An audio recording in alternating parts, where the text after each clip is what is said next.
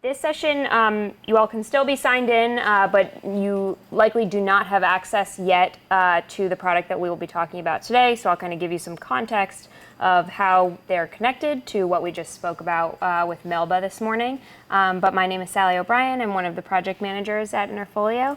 So I work with new clients, setting up any number of products that they purchase with us, and I've been working with Tandra and Dave and Delisle, for over a year now. So.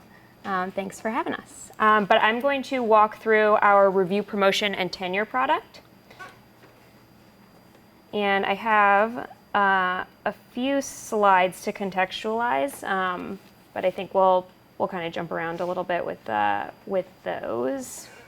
There was a lot of text on them yesterday, so I think we'll be nice to have a good view from here. But I'm going to use the same account that Melba was using earlier. I want to give you a sense of what HeyReb's experience, or as a faculty candidate, what is it like when you're actually up for a review, when the portal opens for your submission, how does that work?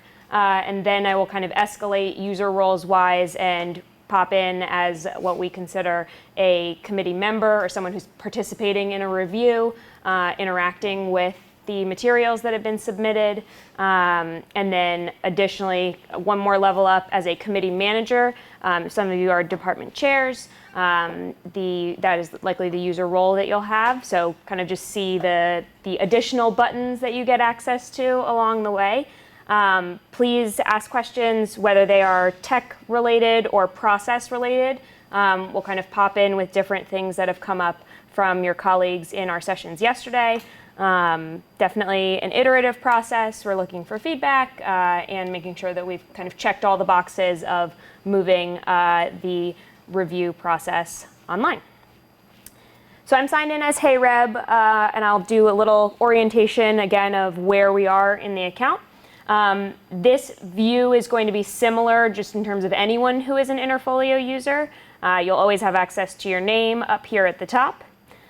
Taking a moment here to distinguish between my work at the UNLV institution-facing lens of my account. I'm serving on a committee. I'm working on populating my data-related activities in Faculty 180, or I'm actually submitting my materials for a review, whether promotion, tenure. I think we've discussed mid-tenure, and then additionally annual review is forthcoming as well.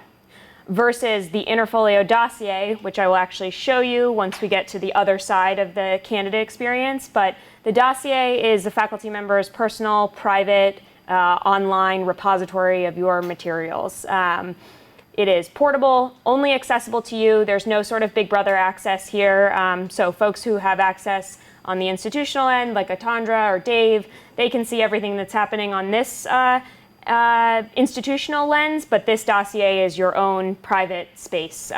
We think of it more casually as like your staging area. So I just need to get all my materials that I have on a thumb drive or that live on my computer somewhere in a space that's a bit more accessible from wherever you have Wi-Fi.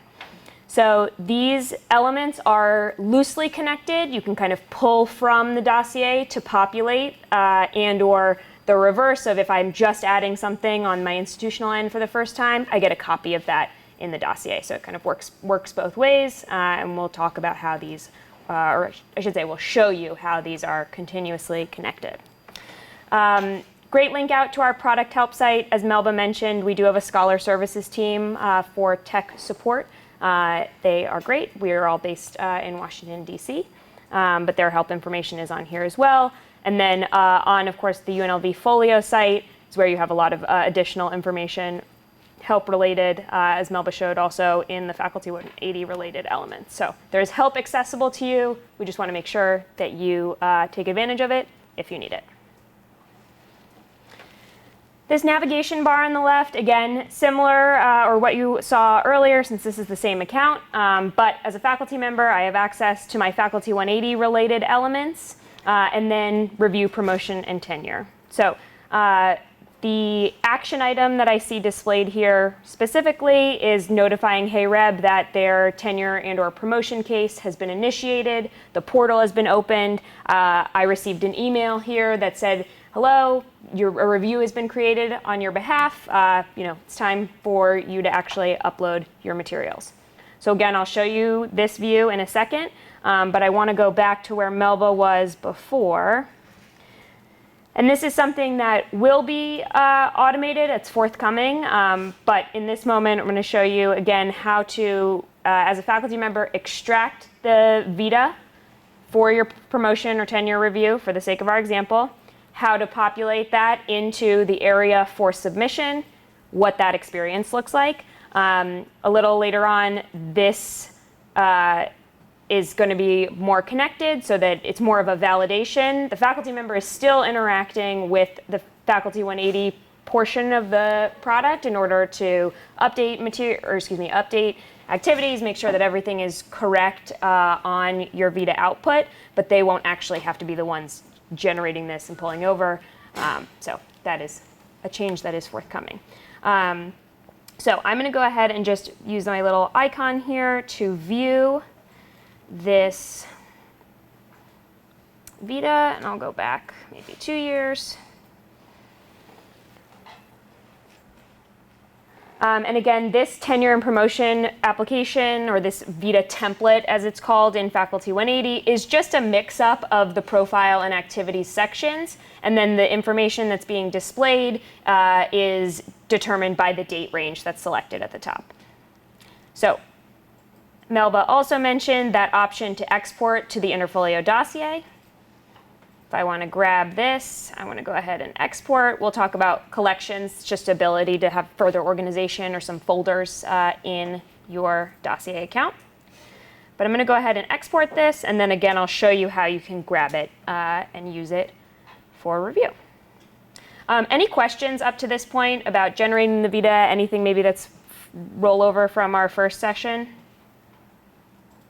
Okay, so I have pulled my Vita. I am going to go back home. I could click on my name here. Additionally, I could click on this Your Packets area. So this is going to be any candidate-centric facing. If I have a review that's been initiated, I'm able to access that from 2 vantage points. Additionally, maybe a couple years from now, I want to see the prior reviews that I've gone through. This is another place where you can see that information that was submitted. So I'm going to go ahead and click into Hey Reb here. I think you'll find the interface really user-friendly. We did an update earlier this year that just cleaned up this view, so definitely nice and easy to consume. So I can see what review this is for up at the top, what unit level this review was created at, so whether it's a specific department, that is likely the case. This one, again, is just a test case, so we kept it up at the top. What type of review this is, and then we kind of get into some more substantive information that is available to the candidates. They have instructions that are available to them at all times, so this is links out to the handbook, the bylaws. Again, we always say, nothing about the requirements of any of these reviews are changing. It is just the mechanism by which the review is being facilitated and how folks are accessing the materials along that kind of chain of review steps.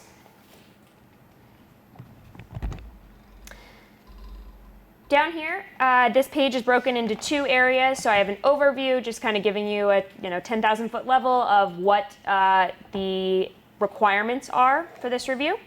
And then the packet area is what we call the candidate-specific portion of the materials that are submitted, or of the case overall. Think of the case as the figurative binder. So the case is everything that's submitted along the way, whether it's candidate materials, the committee evaluations, everything that the chairs and so on and so forth are contributing to the case. But the packet is just the candidate portion of this review. Show us a couple things on here. In terms of requirements and how these were created, every review type, so this was tenure and promotion, has a template that can be created. So it just gives you kind of the skeleton of what do the candidates need to contribute to this, what's coming from the committees, what are those forms that chairs in each of the committees are filling out as part of that review, and then what are those actual case review steps. The candidate submits, and then what happens after that point. So everyone is coming from the same base, We were able to make some specific configuration updates to accommodate, for example, the library reviews function a little differently steps-wise than some of the other reviews. So we can make those tweaks to accommodate the different disciplines and review processes, how that works. I'm going to go ahead and collapse here. So this packet area is broken into 2 sections. So first, candidate documents, and then second, supplemental materials. I'll talk about this locking and unlocking here in a moment. In terms of submission, the candidate must fulfill all of the required documents in a given section in order to press submit. For the purposes of this review, there is only one requirement. Again, all of the data entry, data updating related activity happens in the Faculty 180 product. And then that VITA is the export of, the date, kind of date barriered export of that information in the format that it needs to be submitted in, because we use that specific tenure and promotion application VITA template. As a candidate, I can sign in here and add 1 file a day until I actually press submit. It's going to save my progress along the way. I can come back and replace things. I can rename things. Maybe I went back and I did some more updating and I want to generate a new version or refresh the version of the VITA output that I have. Totally possible. The candidate editing locks when they press submit.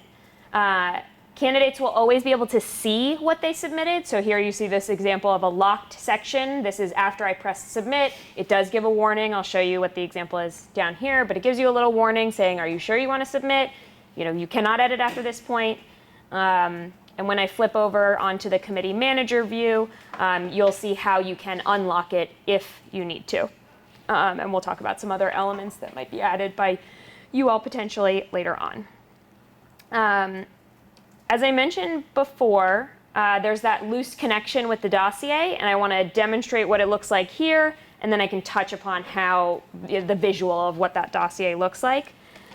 But if I click Add on this Supplemental Materials area, you'll see I have 2 options. And we always say maybe sometimes, or I should say, most of the times when I'm interacting with faculty who are going up for review, they've got the blinders on of just show me where I need to go to submit and to complete the requirements. And then if there's ancillary benefits to whatever these tools can do, great, I'll figure them out, when I have some more time and I'm not concerned about getting my materials in for a review on time.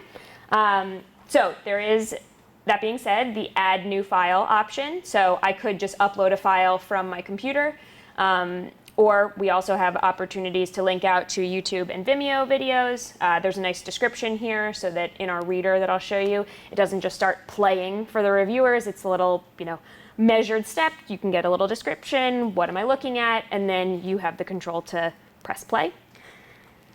Same options with linking out to websites, personal portfolios, something that's just represented a little better because it already lives online. Again, same sort of functionality here. So ideally, we are catering to a variety of disciplines and making sure that candidates are able to best represent themselves and their work for review. As I mentioned before, if you add a new file, a copy of it does also live in the dossier, so just for safekeeping. But say I used that dossier as my staging area, or I got access and I had a thumb drive that I had all my materials on, I just needed to get them in there. That is an option. There's bulk uploading capabilities all over here, so you can just dump the files in and then they're accessible to you. Whether it's from here, add a new file, or if I did it in the dossier, which I will show you. And I know terms-wise it may be confusing. When I say dossier, I'm talking about the Interfolio product dossier. This packet that we're discussing is and Dave and Tandra, correct me if I'm botching the naming, but the traditional dossier or the application for tenure and promotion, that is the equivalent of the packet of what is submitted for review, and then the Interfolio dossier product, personal, private, staging area, another benefit of you using the product. Did I get that? Okay, cool. We have a lot of schools where it's like, okay, what are the terms that we need to kind of make sure we know this equals this? I've written them on the whiteboards before, so Definitely let us know clarification-wise if any of the other terms are making sense.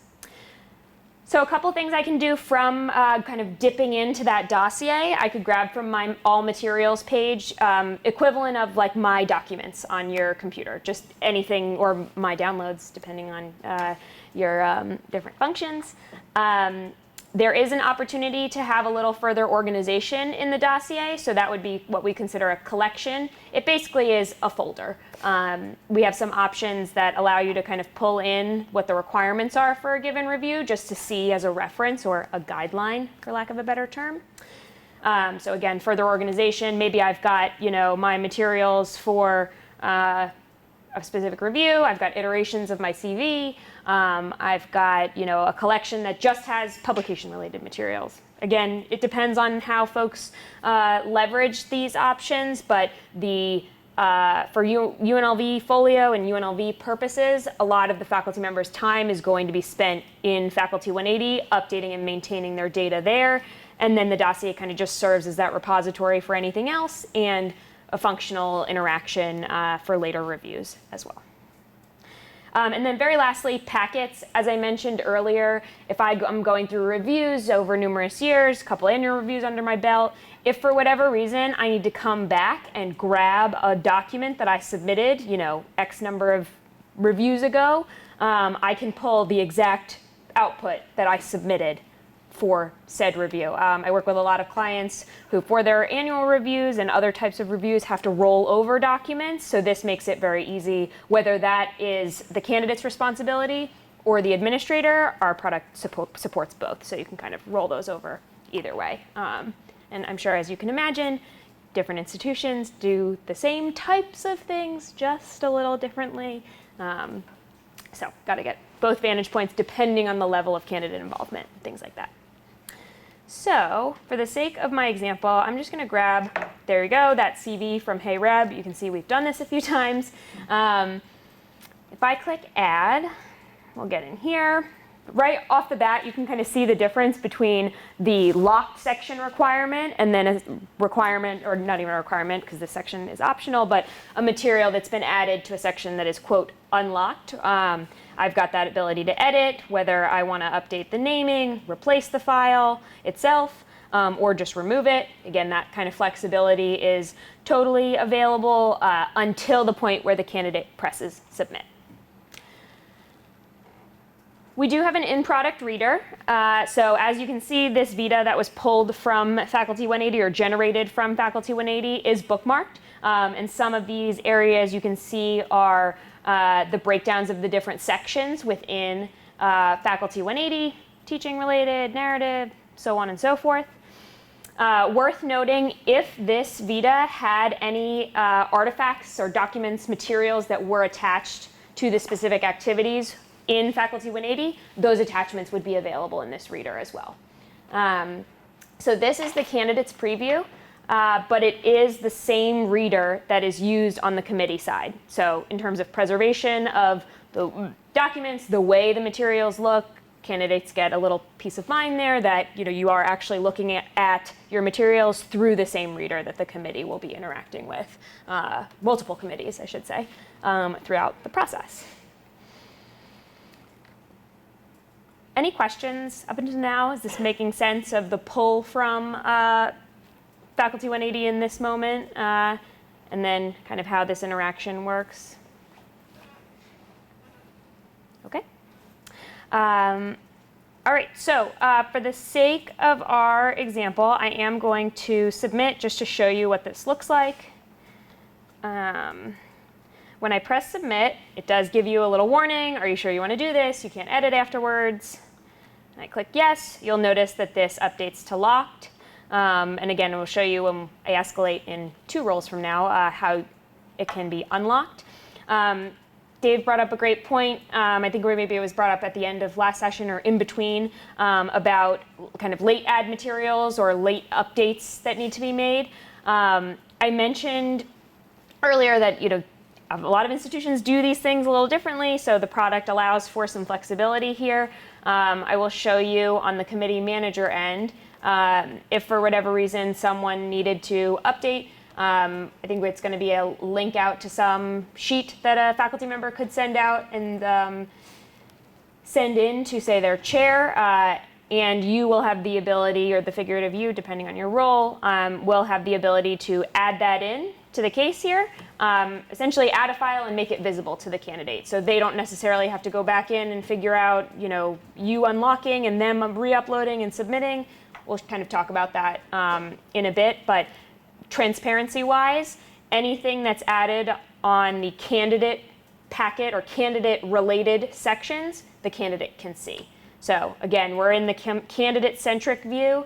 I'm going to sign out of this account and sign in as a committee member next, give you a sense of what it looks like to review the case from a general committee member view, and then escalate to a committee manager, a little more buttons, more things that an individual can do. Questions on the candidate experience here? You do see that I can still access the preview even though it's locked. So even if I, feel like I want to go back and make sure everything does look right after submission, I can definitely do so.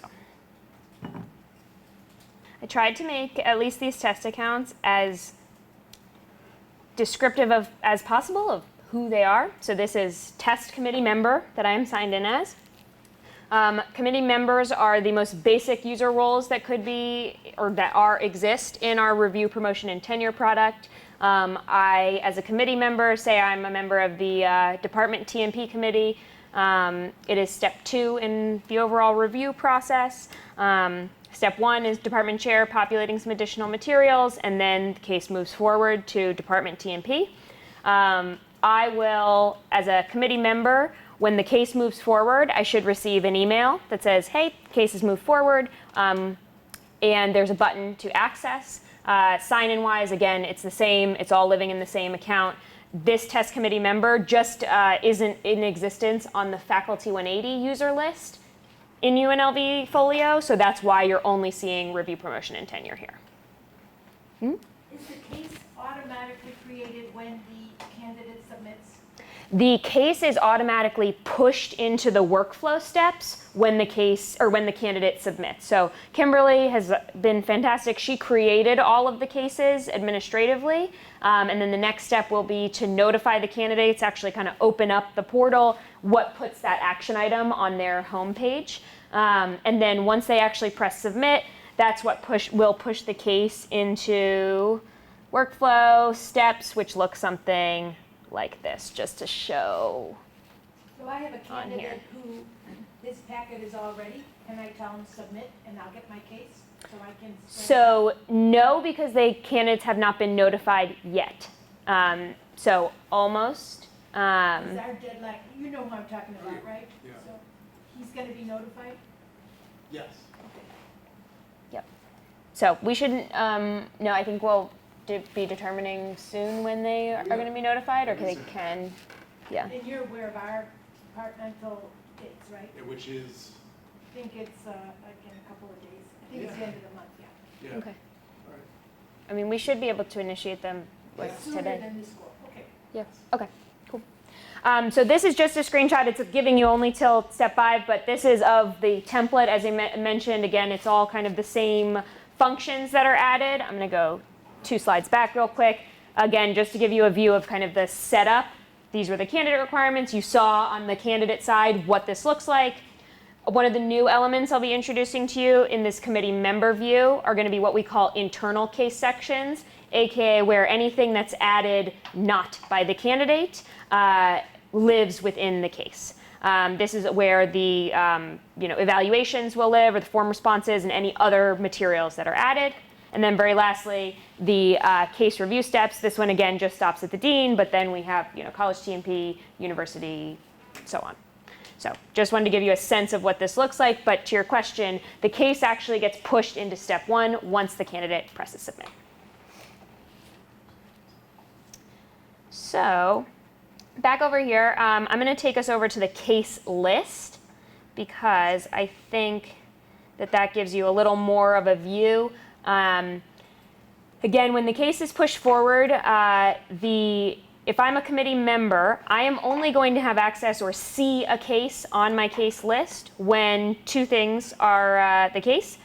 First, I have to be a member on a committee, and second, I need the case itself to be at a step where I am a committee member. So here, step 1 of 8.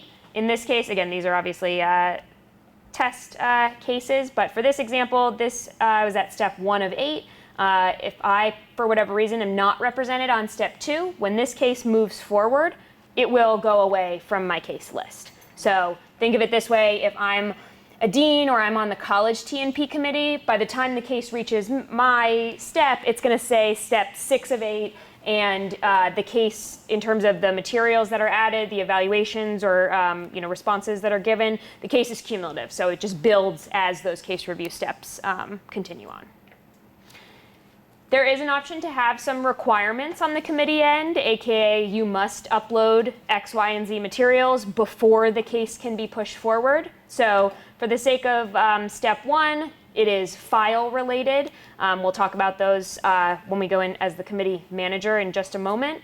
And then at subsequent review steps, it would be whoever is responsible filling out the form or filling out their evaluation, which had traditionally been in the fillable PDF format. Those are going to be recreated within this product, so you can just still interact and complete your review within the same tool that you're reviewing the materials. So ideally, we're trying to keep you in one place, make the review as swift and efficient as possible as well. Again, I like this case view or case list view just because it shows you a little more than an action item on a home page. Especially think if I'm on the college T&P committee, I'm going to likely have a couple cases to take a look at, or even further on the university T&P committee. Action items isn't really going to be the most efficient view of the vast amount of cases I may need to view. So the case list shows me all my candidates' names, what unit level the cases were created at, information about the template that was used. We do have a status option. Sometimes those are utilized a little later on in the process. But you've got some filtering options too. So if I want to kind of narrow down and say I only want to see the accounting cases, or I'm trying to go through your review in a little bit more of a measured fashion, definitely many options. I think this area, depending on when you're interacting with the product, you will see this case list likely updated within the fall timeframe. We have some more advanced filtering and just updates coming to this page to make it easier, especially if I'm on that university tenure committee. I need to be able to efficiently review and view the cases. So just giving some additional attention to this area. So those are types of things that you'll see to improve our user interactions. So I'm going to go ahead and click on Hey Reb, or this Hey Reb, and I'm going to walk us through, give you an orientation of this page, or these kind of two tabs of this page. We'll talk about the reader, and then I'm going to sign in as the committee manager, and again, you'll see kind of an escalation of permissions, more buttons, and we'll talk about what, say, department chair or what other folks have to actually do in the product. So visually, you can see there's not a lot of or any edit buttons or things to touch in here. I'm going to go ahead and collapse all. First time here, I can actually highlight on my case materials page the difference between the candidate packet, so what the candidate provided, that Vita that we uploaded, and then the internal sections, aka the evaluations that are filled out, any additional materials. We'll talk about these, the external review packet, performance evals, and unit level tenure guidelines. These are things that will be added by the chair. Visibility or visually, the candidate packet is the candidate packet is the candidate packet. So if I add a file to this area, which again a committee member couldn't do, the candidate would be able to see it. They have no view of these internal case sections at all. If a material was added here, it could be shared with the candidate if the review process required that, but they are supposed to be separate. Okay. you'll see there's just a couple different buckets on the internal case side. I have them all collapsed right now, but this is where the different evaluations will live. And there's kind of at least one for every bucket so that it's easier for folks to be interacting and viewing what they need to. So I'm going to use this read case button. This is going to bring me in, again, to that in-product reader, but you'll notice that this is the committee side view, so there's a little more going on here. I still get my bookmarked items. Everything is looking similar here, except I have more sections available to me. So if there's materials added later on, just easier for the committee members to view what they need to along the way. Other things that are available here, annotations. So performing a review online, want to make sure that this is, as easy as possible for folks. So think of annotations like your own personal private sticky notes. If we are all on Hey Reb's review committee, and I'm signed in right now, and I make a note here, none of you all would be able to see it. This is the equivalent of scribbling a note next to you. There are a couple different options on here. You could do a point or an area or highlight some text. You can get a little creative. In the most basic sense, I've seen these used for come back to this, or just a bookmark like stopped here last time, or X, Y, and Z for evaluation. There's a trash can. It can be deleted, or any of them can be deleted, and there is a little eyeball icon here to show or hide. And if you happen to take advantage of this feature and want to kind of sort through and or export your materials or these annotations, there is a little annotations tab here. I could jump right to the material, so it's showing me what document I made my note on, date and timestamp, and maybe a little snippet of the note, depending on how verbose you were in your notes. And then there is this little export option, so that if I want to take my notes with me, I can do so. Again, giving you that same info: what document did I make this note on, what note, date and timestamp, and who was this for. And then additionally, searchable PDF options in here, and some zooming in and out, moving through the materials. Definitely a couple different options in here. Any questions about the committee member experience? I am going to talk about case details, or show you case details here, but it's a little more actionable for the committee manager role. I'm going to click on this real quick. Case details is more committee-centric information, versus case materials is truly the materials of the case, trying to be as specific, descriptive as possible with these namings. So usually there are instructions. You can see you're reviewing, or who you are reviewing as. Again, this is just a test case. And then this step specifically has some required items that need to be added or fulfilled before the case can be pushed forward. You'll notice again that because I am a committee member, there's no adding buttons here. This isn't my responsibility in this area. And then if there were any forms added, they would live under here as well. So we'll see those. There is the ability to see the committee, or who has access in that moment, who's the manager, so on. There is a little chatter option here. So in the event that kind of committee needs to go back and forth or wants to use the little chatter, that is an option. When the case gets pushed forward, so say we're at Department T&P, we're going to move it forward to the chair, the conversation resets. So it's fresh every time the case moves forward. And then voting results, this is not a tool that you all will be using. So it just is a box that's there, but just wanted to address it because it's there.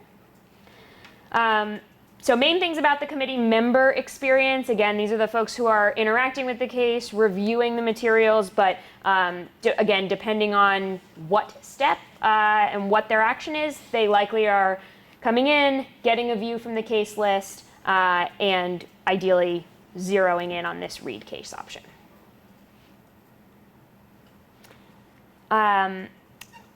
Any questions on this experience here? I'm going to sign out real quick and go to the manager. Then we will be wrapped up here.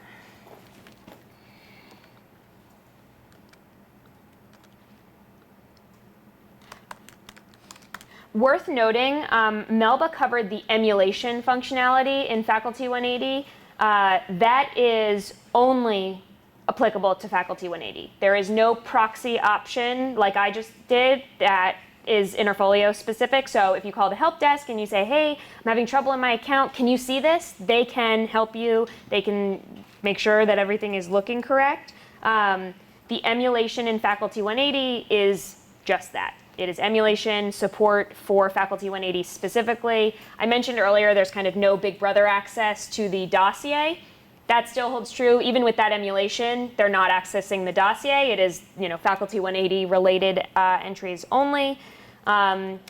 Another question we get a lot is, okay, my candidate is working on populating, can I see that while it's in progress? The answer is no. The only time that, when the candidate presses submit is them pushing forward and saying, this is it. I brought the stick in, the binder's been copied, umpteen times. That's kind of their initiation. Some of the unionized schools I work with create a bunch of cases, and then they take that candidate submission as, yes, this is you, submitting your application for going up. So it's cool to see the different ways that folks leverage the tool. Okay, so I am signed in as test committee manager, again, kind of using these namings to my advantage. The committee manager role is going to be probably the most common role that's disseminated across different, whether it's department chairs or TMP committee chairs. Think folks who need to take some sort of action, complete a form. Committee members can as well. It just depends on what the requirements are. But your committee manager, think of as a modified administrator. So I will have access to a case. Again, same rules apply when the case reaches my review step. And I'm going to have a little more things I can do. Visually, same semblance of an account. I've added this manager and member on the same committee, so we're going to look at the same case again, but I think you will see some differences. Same again, visually, everything here is looking familiar.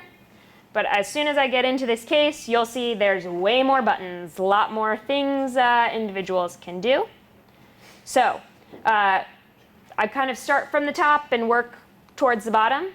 Send case. I can move the case forward to the next step.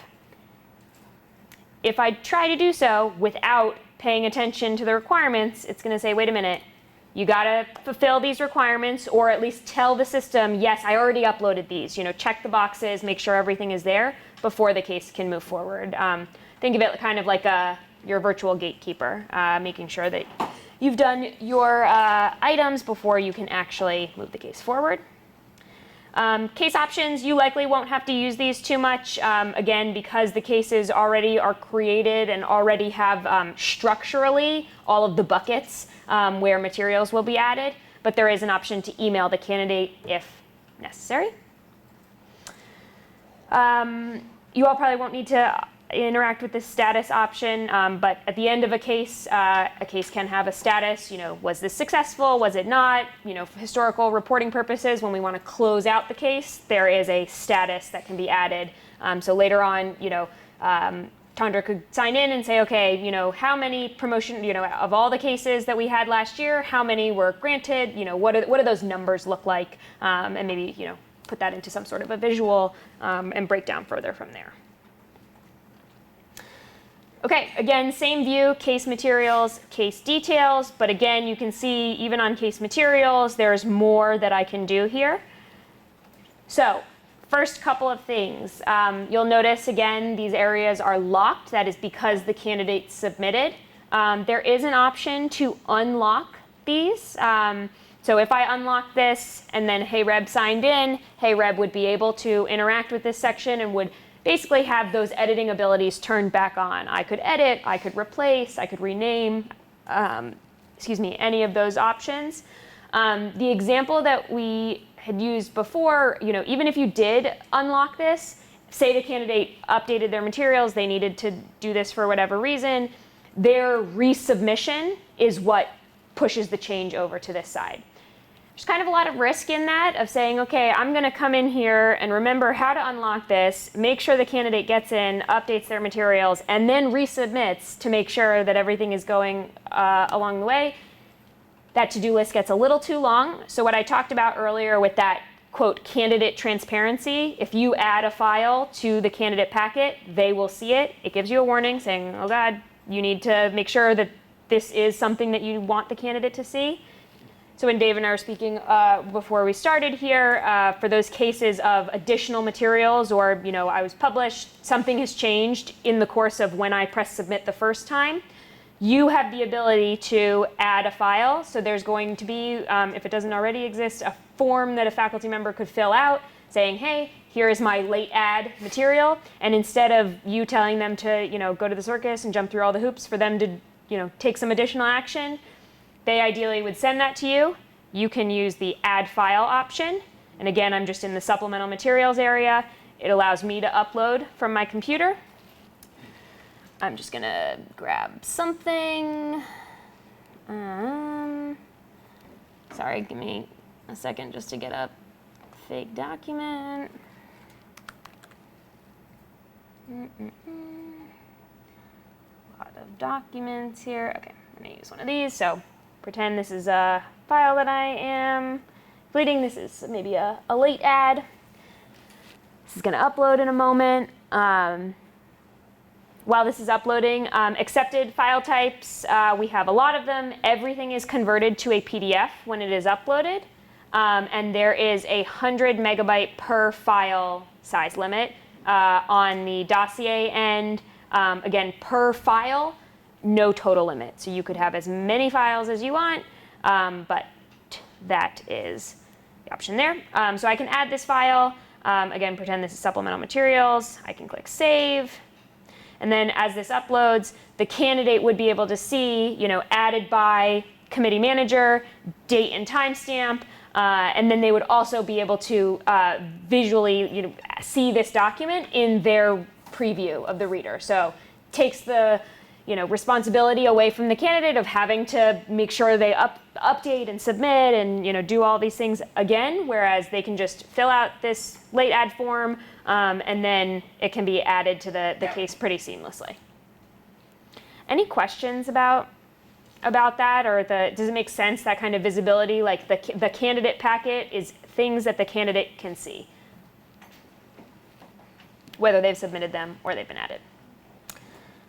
Okay, let's talk about requirements. Again, these different buckets here, you will see the internal case sections, materials that are internal to the case, not candidate facing unless specifically specified or shared deliberately. There's an option to add a file here, but I think that preference-wise, a lot of folks like the kind of satisfaction of completing a requirement. So for the purposes of chairs, we saw when I pressed send forward, it said, wait, you have to complete those requirements. So a couple options. You could add your files here and say, great, I know that these are the files that I need added in this area.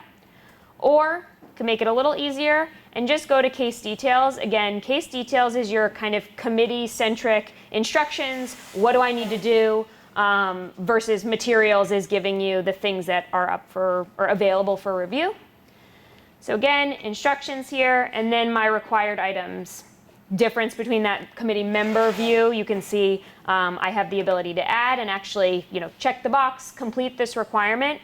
Whether I click add and I say, okay, great, I am completing the requirement right now, or I say, oh wait, I actually just scrolled down on case materials. I already added these. I just need to make sure that the system knows that they are already living in the case. So those are our two options: either straight upload just from your computer, or I scrolled down, I got it on case materials. I'm just verifying and telling the system that the items are there, and then the case can be pushed forward.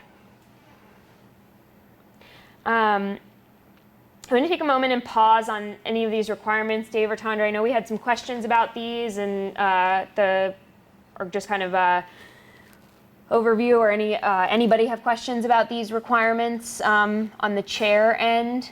This should be, to the best of my knowledge, the way that the materials have been compiled to date. Again, nothing changing about the process or the requirements. It's just where they are being uploaded once they are completed. So it should be one PDF for each of these. The instructions and what should be included here are in the instructions. There are copious instructions here. I think you saw that on the Faculty 180 side of what activities should live here. The same has been added by your awesome implementation team in terms of who is doing what at what step. Really making sure that whoever you are, depending on your interactions, that you know what you're supposed to be doing. Okay, so Yeah. we take all the annual evaluations and we put them into one PDF file Mhm. and then upload them. Exactly. Is that our job to take all those and put them in? Actually one put them file? together. I will defer. Your administrative assistant, sometimes the college dean's office assists.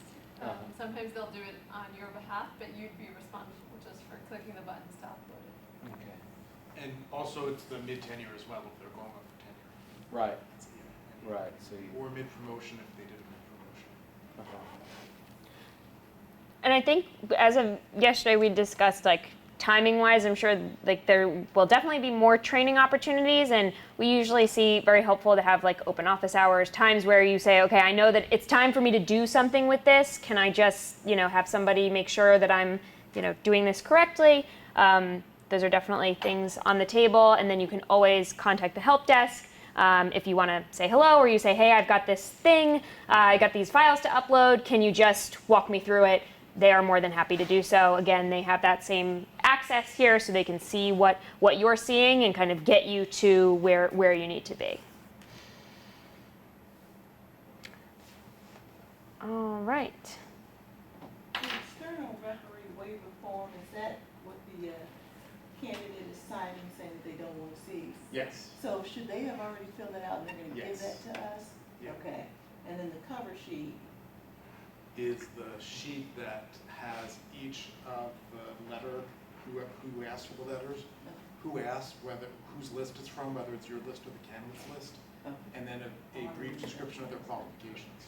and that's going to be in the system already, that we You just should go out? have. That's something you download from the Oh, so I TNP have to download website. it. Okay. Complete that in Adobe. Okay. I remember Yeah. last time, but I thought maybe it was going to be in the system somehow. Maybe. Going forward, we will, That's- but since this is a transitional period, So that if you're on the part is- TNP website, Yeah. Do you want me to go somewhere on here? Would that be helpful, Dave, to show on here, or is it? Yeah, we can. Can I? Google UNLV tenure and promotion.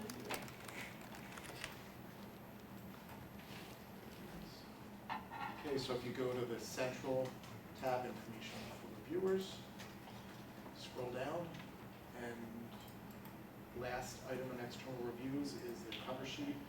It's probably not going to open up in the browser because it's Open it in Adobe. you have to download it and open it. That's what it should be. We'll see if this A opens. question related to the evaluations, the annual evaluations.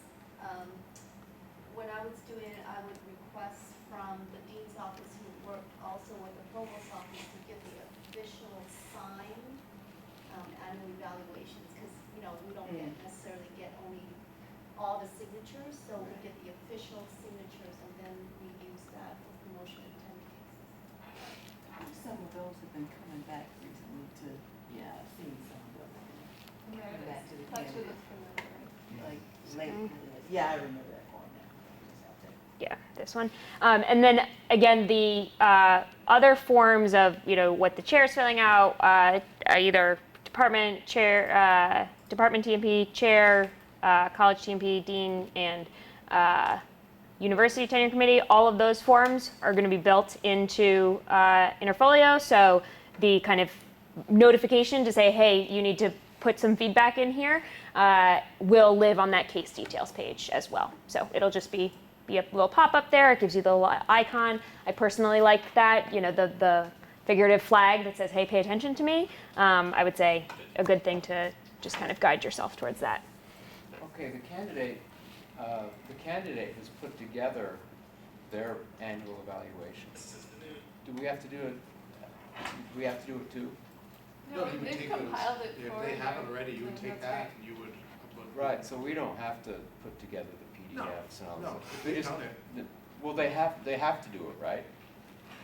Usually it's the chair Yeah. that pulls those together. I Most think practice is people much do. different Yeah. across. In our department. Sometimes it's the chair, sometimes it's the dean. Okay, I think in certain colleges, it's the dean's office or the department, but yeah, if your candidates are used to doing that, They that's have it, fine. yeah, you Yeah, just take that. okay, so it's not like it has to be duplicated out, okay. No, no. I'm going to come back over here and just show us one other thing. So again, this is Interfolio's product help site. There's help articles with screenshots and everything that you could ever want to know. You all have some great resources that are both created and in progress in terms of UNLV Folio specifically branded screenshots. Anything you're going to find on here is generic Interfolio. How do I do this? How do I complete a committee requirement? Those type of things. So just wanted to contextualize the difference between your institution created materials where a screenshot from Faculty 180 on here is going to be generic versus the ones from the materials, that Kimberly and Co. are creating are going to show more of your sections. But again, not to deter you from using these resources, just a little bit of a difference if you're looking for like the UNLV Folio branded experience. Yeah. I just got a question from my candidate. Sure. Who said, where is that submit button? So the submit button, they will not see until they have been notified that their case is open. So the submit button appears once we actually send out the notification, or that action item that when I was in as Hey Reb, where it said, hey, this is my tenure promotion, I saw the overview in the packet, that portal opens up when the candidate is notified. So they could sign in today and see the Faculty 180 experience and go right now, like in this moment, and update their materials. So they could Google UNLV Folio like you all did and sign in. I would say that's the best route for right now, and then we just actually have to notify the candidates, and that action item will appear on their dashboard. They will also get an email. Okay, I thought you said the case was created when the candidate submits. Yes, but the case is pushed into the workflow steps when the candidate submits. The cases have been created, the candidates just have not been notified. So it basically just hasn't been opened up to them yet, which should be happening very soon, either ideally sometime today probably. Okay. So they will receive an email. And then once that email comes through, they would be able to see that action item on their homepage. The one thing I wanted to point out here at the bottom, this is just Interfolio's Scholar Services help desk information, or our Scholar Services team as we call them, help@interfolio.com. There's a phone number. This is their current hours. We are actually hiring some West Coast folks, so our hours are going to shift there. Been seeing some cool charts on usage. We do have a ton of West Coast clients.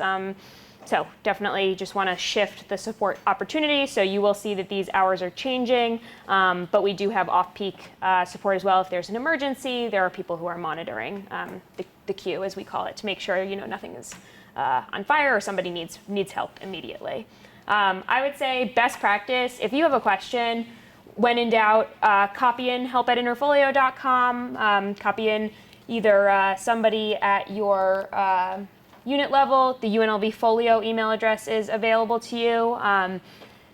I would say just make sure that if you do have a question, if you're seeing something funky or you're having trouble, we want to help you. We just want to make sure that you all know what channel is, or how to get help, I should say. And then I guess the very, very last thing I'll say is preferred browsers, again, Chrome or Firefox, most updated versions. We just really don't recommend Chrome, Internet Explorer, and Edge should be okay, but it's of the same variety. It just is a little outdated on the updates wise, but definitely Internet Explorer, it just is choppy, and that's pretty typical for these types of products on there. They're just a couple versions behind. So Chrome, Firefox, Safari, typical browsers, I'd say, are good. Any other questions we can answer, whether they're for me product-wise or faculty affairs folks? Otherwise, I think we are done.